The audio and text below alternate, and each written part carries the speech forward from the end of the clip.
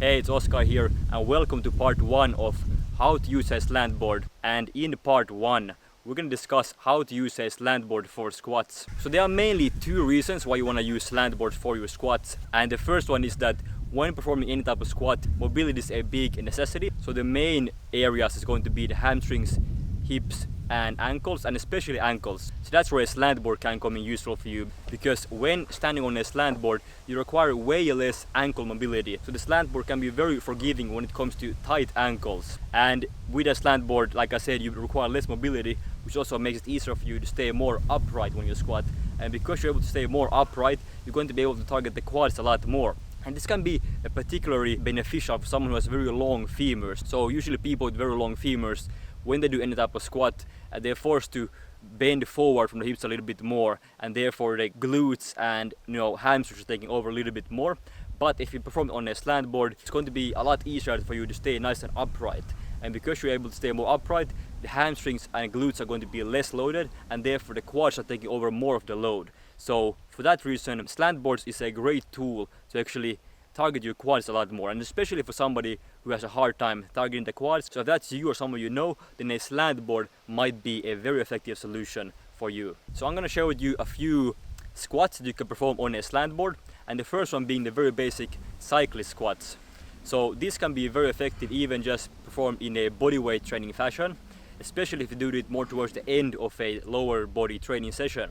Another variation you can use is a Kettlebell Goblet cyclist squat. It's basically the exactly same as the previous one, only that you have an external weight here now. So you can be a kettlebell, or you can also use a dumbbell if that's more comfortable for you. The next one is actually super intense for the quads. That's going to be a kettlebell cyclist hack squat.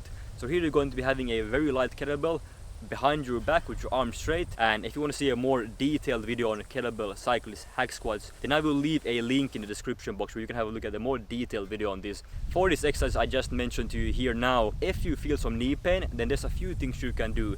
The most common reason is that your knees are caving in.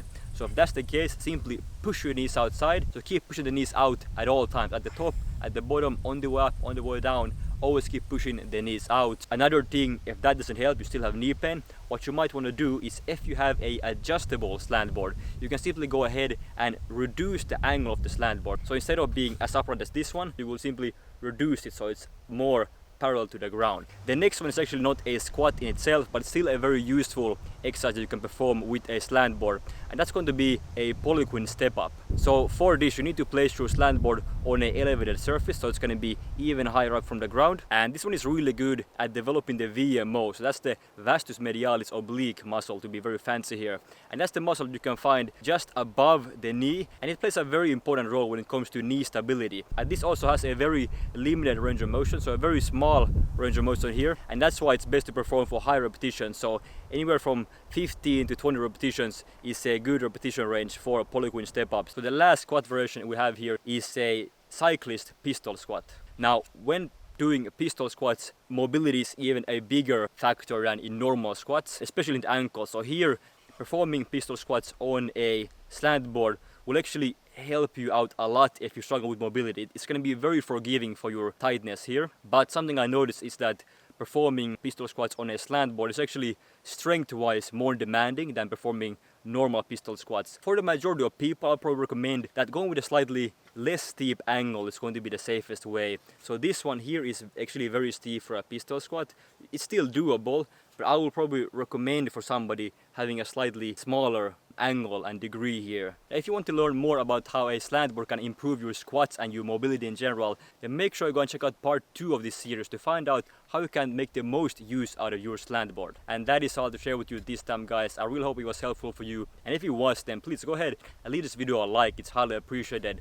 And also make sure to subscribe to the channel for more tips on how to optimize your bodyweight, ring and at-home fitness training.